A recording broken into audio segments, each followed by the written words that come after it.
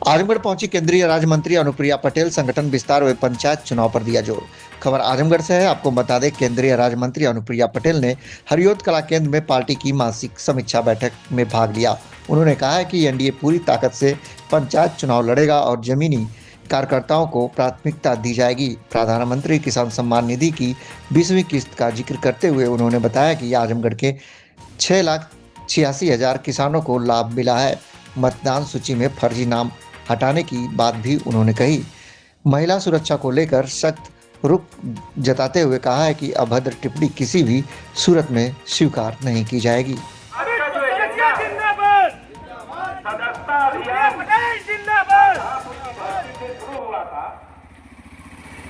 और मित्रों 4 नवंबर 2000 तो आज अनुप्रिया पटेल जी आ रही हैं, इनका स्वागत समारोह में आप लोग खड़े हैं, क्या कहना चाहेंगे उनका?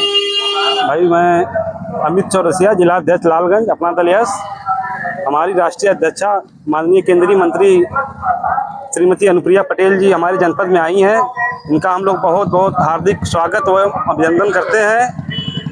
और यहाँ पे जो स्वागत के लिए हमारा पूरा जिला खड़ा हुआ है, पूरी टीम है पूरे जिले की, बाकी प्रदेश के भी लोग आए हुए हैं। संगठन की बैठक होनी है और आगामी पंचायत चुनाव को लेके ये बैठक बहुत महत्वपूर्ण है। हम लोग पूरे जनपद में जिला पंचायती का चुनाव लड़ा जाएगा हर सीट पे और अपना दल को मजबूत किया जाएगा। आप भी एक युवा हैं, अपने युवा में क्या अपना देना चाहेंगे पंचायती चुनाव को लेकर? अगर कोई पार्टी अब प्रदेश का विकास कर सकती है तो वो अपना दल है। सबको सब लोग देख लिए हैं, सपा भी सब लोग देख लिए हैं, बसपा भी देख ही रहे हैं।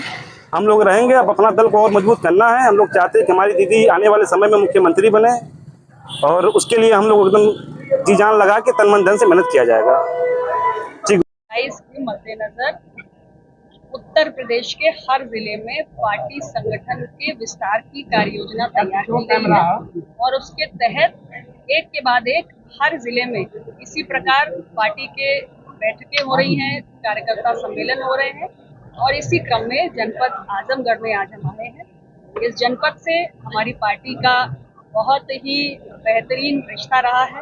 पार्टी के संस्थापक यहाँ आम लोगों के बीच में उन्होंने बहुत समय बिताया है और आजमगढ़ की जनता का हमेशा इस पार्टी को बहुत स्नेह भी मिला है। आज हम यहाँ की जनता के बीच में एक बार फिर पार्टी संगठन के विस्तार के एजेंडा को लेकर आए। पंचायत चुनाव को लेकर क्या रणनीति है? अकेले लड़ेंगे या जो है? हमारी पार्टी पूरी तरीके से पंचायत चुनाव की तैयारियों में लगी हुई है। ये चुनाव आप जानते हैं कि पार्टी के जो जमीनी स्तर के कार्यकर्ता होते हैं उनके लिए एक बहुत बड़ा अवसर होता है। तो हर जिले में हमारे ऐसे कार्यकर्ता हैं जो विधानसभा या सांसद का चुनाव नहीं लड़ सकते। ऐसे छोटे छोटे कार्यकर्ता हैं जिनको पंचायत चुनाव के माध्यम से पार्टी मौका देगी और उसकी तैयारी भी संगठन विस्तार के कार्यक्रमों के साथ लगातार चल रही है। हमारी जिला स्तर पे कमेटी गठित की गई है जो ऐसे कार्यकर्ताओं का चयन कर रही है जो लड़ने के इच्छुक हैं और उस सीट को जीत सकते हैं। किसान सम्मान निधि वितरित की गई है पिछली, आप उस कार्यक्रम में कैसे के रूप में रही, किस तरह से किसान सम्मान निधि? प्रधानमंत्री किसान सम्मान निधि की आज 20वीं किश्त जारी की गई है और प्रधानमंत्री जी के कर कमलों द्वारा देश के 9.7 करोड़ किसानों के खातों में सीधे 20,500 करोड़ रुपए पहुंचे। और इस तरह से अगर हम अभी तक की जारी कुल किश्तों को देखें तो लगभग 4 लाख करोड़ रुपया किसानों के खाते में सीधे तौर पर सरकार द्वारा पहुंचाया जा चुका है।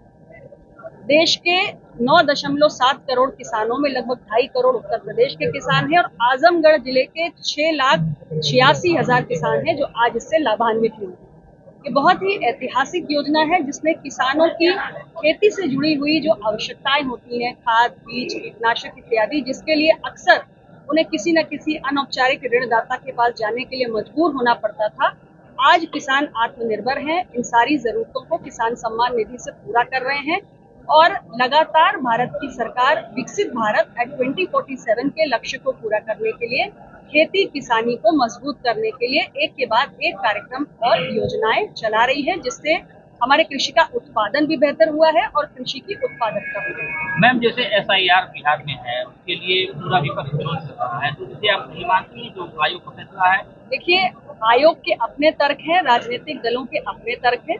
मेरी पार्टी स्पष्ट रूप से ये कहती है कि कोई भी जायज मतदाता लोकतंत्र में अपने वोट देने के अधिकार से वंचित नहीं रहना चाहिए, और साथ ही यदि कोई फर्जी मतदाता है तो वो मतदाता सूची से बाहर होना चाहिए। फिलहाल ये मामला आप जानते हैं कि सुप्रीम कोर्ट के विचाराधीन है, बहुत जल्द कोर्ट का इसमें फैसला आ जाएगा और मुझे लगता है कि सारे विवाद पर पूर्ण विराम होगा। राहुल गांधी जिस तरह से सरकार चुनाव आयोग को कल उन्होंने एक कटघरे में खड़ा किया और मैंने पहले ही कहा कि देखिए, एक संवैधानिक संस्था है, निष्पक्ष रूप से कार्य करती है, राजनीतिक दलों के अपने तर्क हैं, और चूंकि ये मामला अदालत में है इसलिए हम सबको अदालत के निर्णय का इसमें 2027 में स्टैंड क्या होगा? इंडिया अलायंस के साथ आप लोग रहेंगी या फिर अलग से?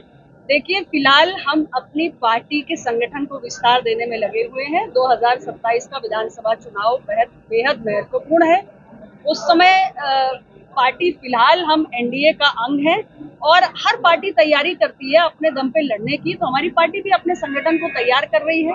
इतना ही मैं कहना चाहती हूँ। काफी एलिगेशन भी लगे थे, बीच में दरार भी हुआ था पार्टी और एनडीए को लेकर। पार्टी में कोई दरार नहीं है, एनडीए में कोई दरार नहीं है, अपना दल एनडीए का हिस्सा है। महिला ऑपरेशन सिंदूर को लेकर सदन में, दोनों सदन में सरकार ने स्पष्टीकरण दे दिया, इसके बाद ही विपक्ष संतुष्ट नहीं नजर आ रहा। देखिए, ऐसा है कि हमारे विपक्ष के साथियों को अगर भारत विरोधी ताकतों की भाषा बोलनी है तो इसके लिए हम कुछ नहीं कर सकते। हमारा जो ऑपरेशन सिंदूर चलाया गया उसका स्पष्ट एक लक्ष्य था, आतंक के विरुद्ध हमारी सरकार को, हमारी सेना को कार्रवाई करनी, और जो हमारा लक्ष्य था उसको हमने प्राप्त किया।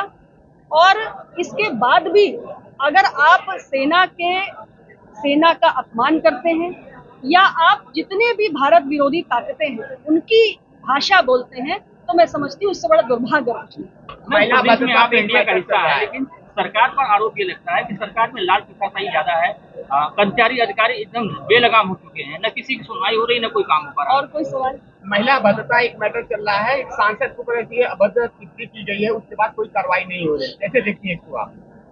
देखिए, ऐसा है, मैं स्वयं एक महिला हूँ और मैं इतना ही कहना चाहूंगी कि किसी भी महिला के खिलाफ, सांसद विधायक ही नहीं, एक सामान्य महिला के खिलाफ भी कोई अमर्यादित टिप्पणी किसी को नहीं करनी चाहिए। और मैं अपनी पार्टी की ओर से किसी भी महिला के विरुद्ध, मैं केवल सांसद और विधायक की बात नहीं करती हूँ, एक सामान्य महिला के लिए भी कह रही हूँ कि अगर कोई भी अभद्र भाषा का प्रयोग करता है तो हमारी पार्टी कड़े शब्दों में इसकी निंदा करती है। मैं जिस तरह से विपक्ष जो है प्रदेश सरकार को